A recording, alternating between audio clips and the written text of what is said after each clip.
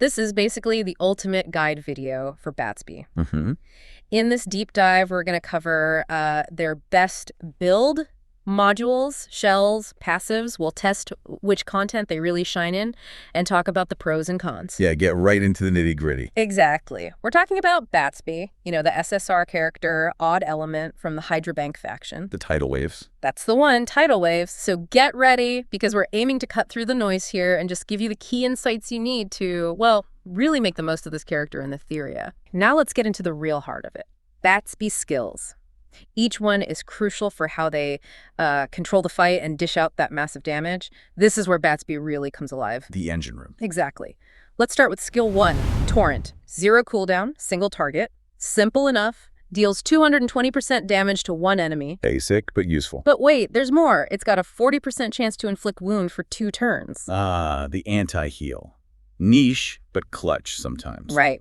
Prevents healing. Can be huge against certain enemies or bosses with sustain. Might let you snag a kill you wouldn't otherwise get. True. But the real power of skill 1, and honestly a core part of Batsby's whole deal, is the passive tied to it Tidal Surge. Okay, this is the big one. Yeah.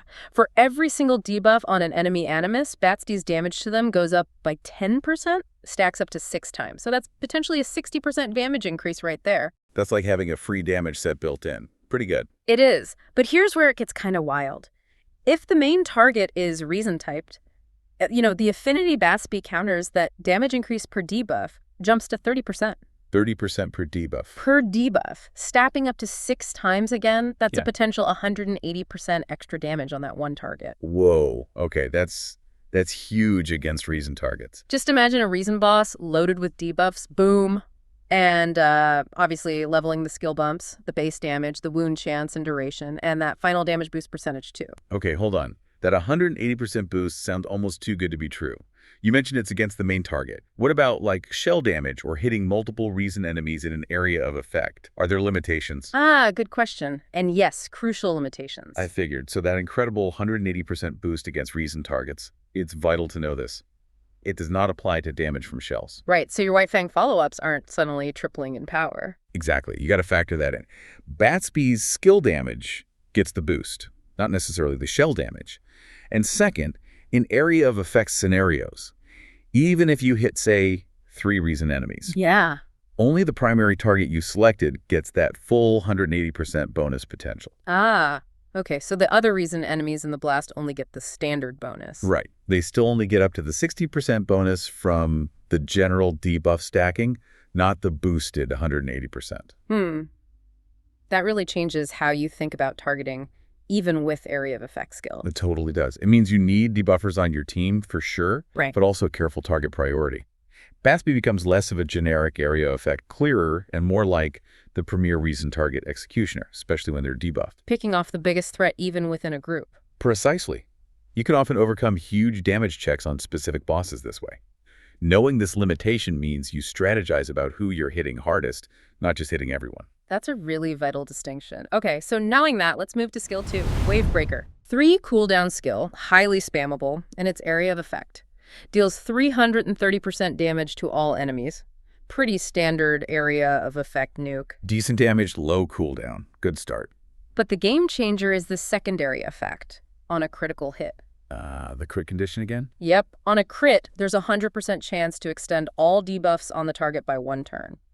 Excludes control effects, but still. Okay, debuff extension on crit, that's powerful. So what does this mean for you? It's great for keeping control in multi-wave fights, making sure those vital debuffs stick around longer, or maybe finishing off a wave after skill 3 soften them up. And with that low cooldown, you can use it often to keep those debuffs ticking. Exactly. Leveling it up improves the damage, the extension well, it's already 100% on crit. But importantly, level 5 reduces the cooldown by 1 turn. Down to 2 turns. That's huge. Yeah, makes it even more spammable, increases that debuff extension uptime dramatically, which, as we know, is kind of Batsby's whole thing. Essential for keeping the damage engine running. Right. And finally, skill 3, Valiant Tide. Another 3 cooldown skill, another big area of effect, hit 390% damage to all enemies this time. Even bigger hit. Okay. Plus, a 100% chance to inflict vulnerable for 2 turns on every one hit. Vulnerable. That's a 30% increase in damage taken, right? Yep. Massive team-wide damage amp. Batsby hits hard and makes everyone else hit harder too. Can really speed up fights. Fantastic debuff to apply with an area of effect. But here's the real kicker, the momentum builder. The thing that defines Batsby's pace. For every unit that receives a critical hit from this skill, Batsby gains 20% turn meter. Okay. There it is.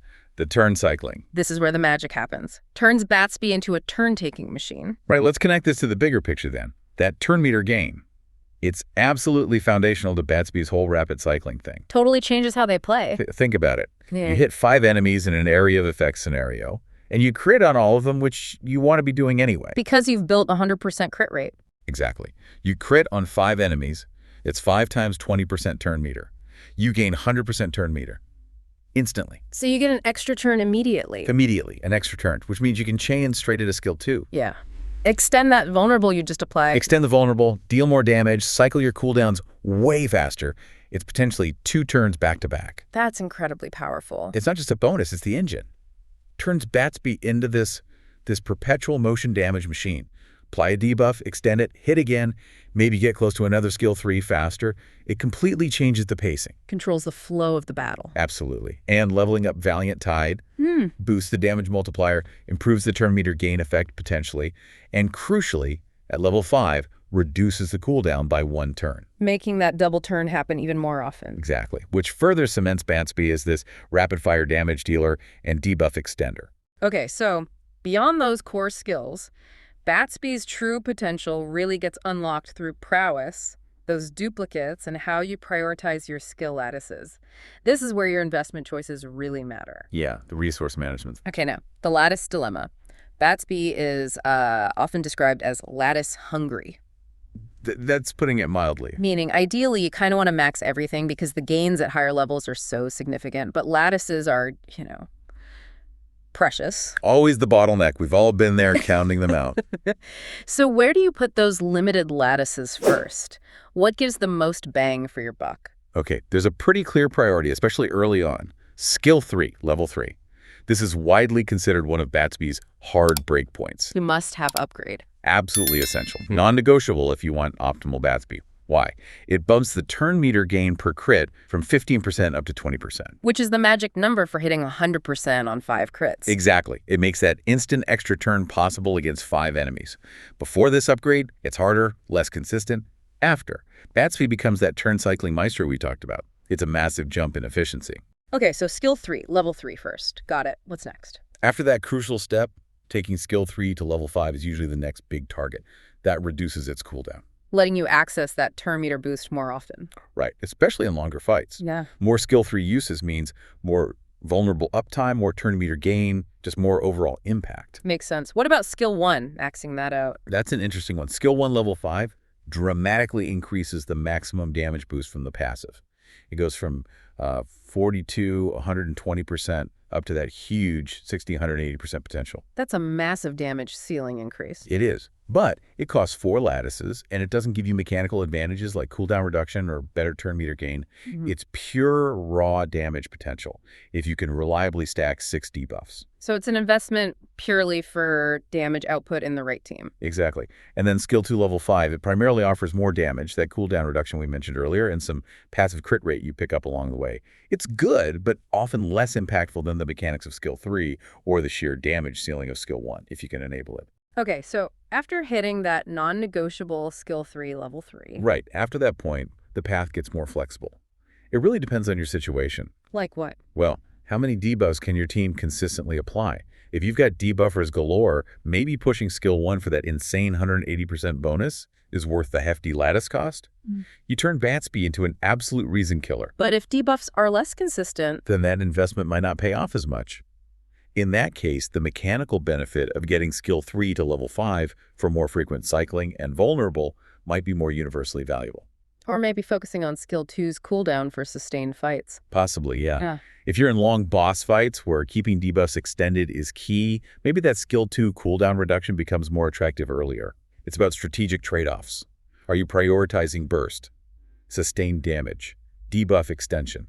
And how many lattices can you realistically afford to spend? Tailoring the build, basically. Exactly. Skill 3, level 3 gets the suit to fit. The rest is tailoring it perfectly for the occasion based on your team and the content you're running. All right, let's talk about where Batsby really excels and maybe where you might want to leave them on the bench. Understanding performance across different content is key for, building smart teams. Playing to their strengths, definitely. So general PvE content, Batsby performs very well. We're talking tier 1.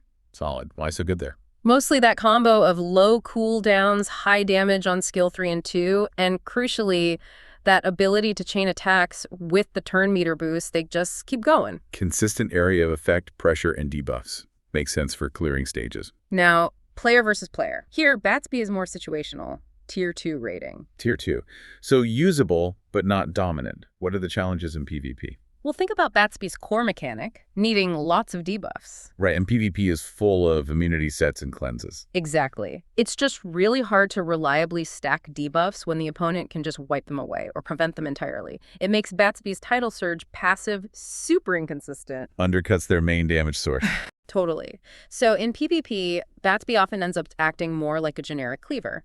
You rely on the skill 3 turn meter gain, hope you crit everyone, get that extra turn, and try to land 2 big area of effect hits quickly with ally support. Try to burst them down before they react. Yeah, but even then there are counters. Animuses like Viper passively punish crits, which messes with Batsby's damage and her turn meter gain. Oh yeah, anti-crit is rough for Batsby. And tough bruisers like Rahu or Tiamat, they can often just tank Batsby's hits and hit back really hard, which Batsby isn't built to take. Doesn't have the bulk to trade blows like that. Compared to other cleavers like, say, Yeli or Messiah, Batsby often feels less versatile or reliable in PvP because of that debuff dependency. Yeah, those others might bring more consistent damage or utility without needing such specific setup. So wrapping it up, Batsby is a PvE powerhouse in the right content, especially Aurora, Union Boss, General Clearing.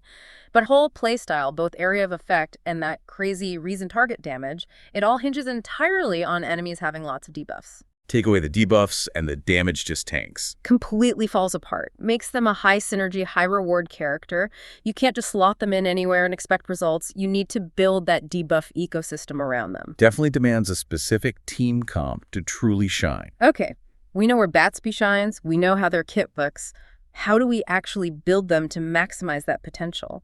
Let's dive into the best shells and modules, focusing mainly on PvE where they dominate. Right, optimizing for their best content. First up, shell choice number 1, Count. This one is kind of the burst king. Count, yeah. What's it do again? Before Batsby acts, Count increases their attack by 1200 for 2 turns. Huge flat attack boost.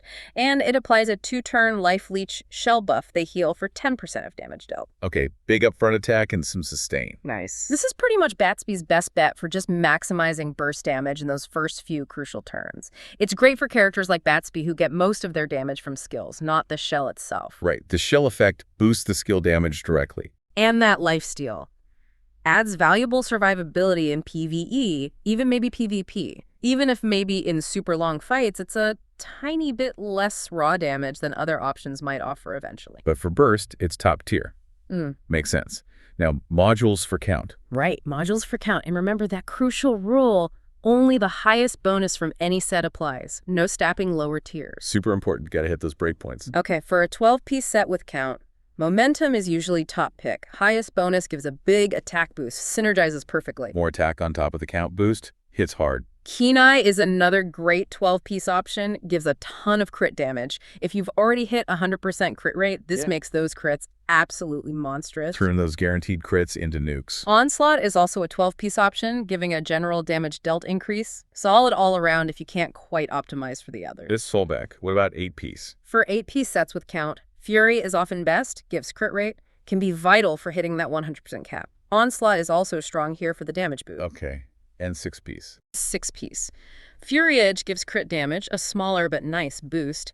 Swift Trade gives speed, which can be useful if Batsby isn't getting external turn meter help. Right. Speed being situational again. Exactly. And I just got to jump in and hammer this home again. Yeah. Module set bonuses do not stack. You get the 8-piece Onslaught bonus. You don't also get the 4-piece bonus. You aim for the highest tier you can equip of one set. Yes. So many people get tripped up on that. Understanding that is key to not wasting module slots. It's the difference between a good build and a great one. Okay, second top shell option, White Fang. This one's more about consistent damage over time. White Fang, the follow-up attacker. Yep. After Batsby acts, White Fang hits the primary target twice for 110% damage each. And if those follow-ups crit, Batsby gains 6% crit damage, stacking up to 10 times. So potentially 60% extra crit damage after 10 crits from the follow-up? Right. It's a really solid, consistent damage option for many DPS characters over longer fights. It also offers flexibility because it has a 12-piece Swift Rush set option built in, which gives speed. Interesting. How does it compare to count, though? Well, while White Fang can be stronger in really long, drawn-out fights because of that stacking crit damage, it's generally not as good for burst as count. Why is that? Because, and this is crucial, remember our earlier discussion, the damage from the White Fang follow-up attacks does not get boosted by Batsby's passive Tidal Surge damage amp against debuffed enemies. Ah, right. Only Batsby's own skills get that big passive boost. The shell damage is separate. Exactly.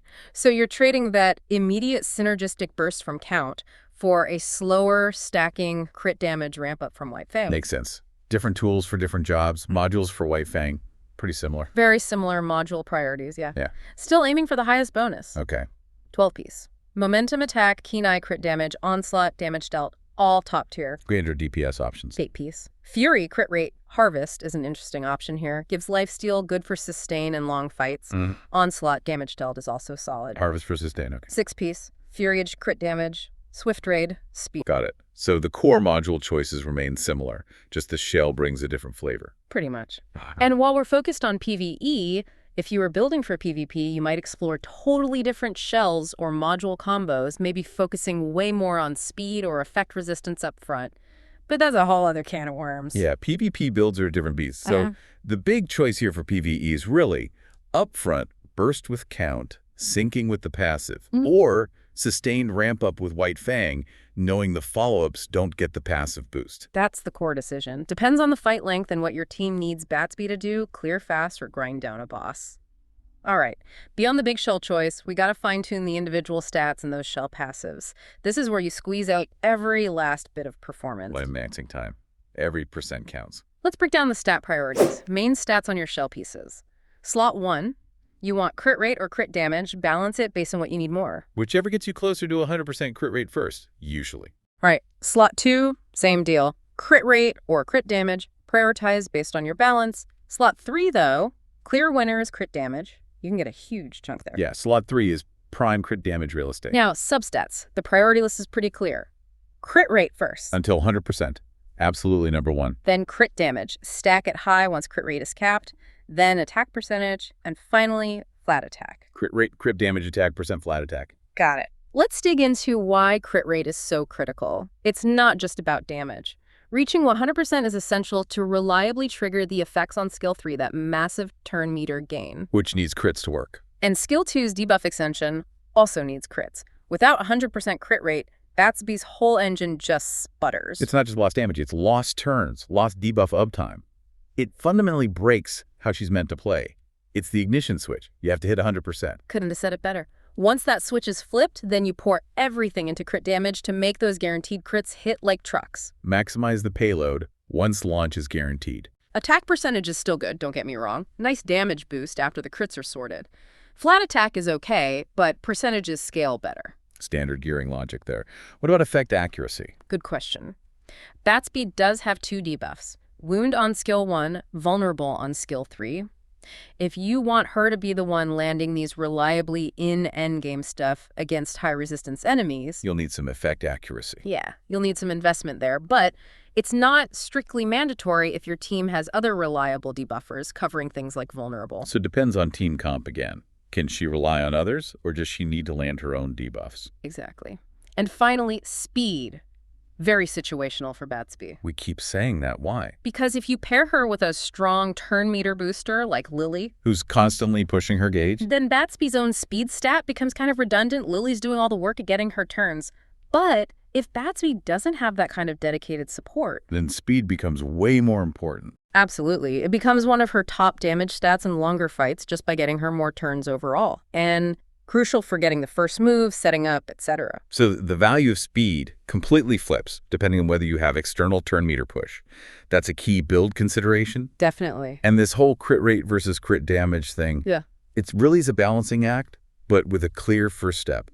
Prioritize 100% crit rate above all else. Don't try to balance in 50-50 on the way up. Get crit rate capped, then go nuts on crit damage. Nail the consistency, then amplify the power. Precisely. And then effect accuracy and speed are those flexible stats you adjust based entirely on your team and the specific fight you're tackling. Are others handling debuffs? Got a turn meter booster? Yeah. Those answers dictate whether you invest in effect accuracy or speed, or just pump more attack or crit damage. Tailoring again. Okay, lastly for stats, those shell passives. Slot by slot. The little bonus. Slot 1, attack percentage is optimal. Direct damage boost. Flat attack if you have to. Slot 2. Crit rate or crit damage are both great here. Choose based on what gets you closer to your goals. Speed is also a situational option here too. Flexible slot. Slot 3. Odd damage percentage. Perfect for Batsby. Boosts her elemental damage directly. Generic damage percentage is the fallback if you don't have the odd specific one. Always go for the element-specific damage if you can get. Nice, clean optimization path there. Okay, we've broken down Batsby piece by piece.